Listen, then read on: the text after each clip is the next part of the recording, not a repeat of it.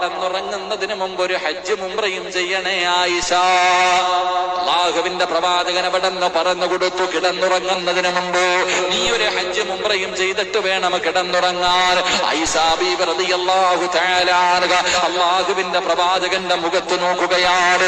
അല്ലാഹുവേ, എങ്ങനെയാണ് ഹജ്ജിന്റെ മാസത്തിലല്ലേ ഹജ്ജ് ചെയ്യാൻ പറ്റൂ, പിന്നെ കിടന്നുറങ്ങുന്നതിന് മുമ്പ് എങ്ങനെയാണ് ഹജ്ജും ഉംറയും ചെയ്യാൻ പറ്റുക?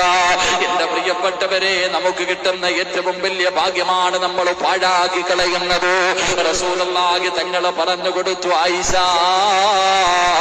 സുബ്ഹാനല്ലാഹ്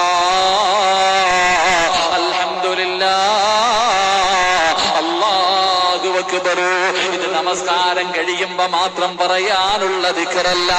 സുബ്ഹാനല്ലാഹും അൽഹംദുലില്ലാഹും അല്ലാഹു അക്ബറും ഇത് നമസ്കാരം കഴിഞ്ഞിട്ട് 33 34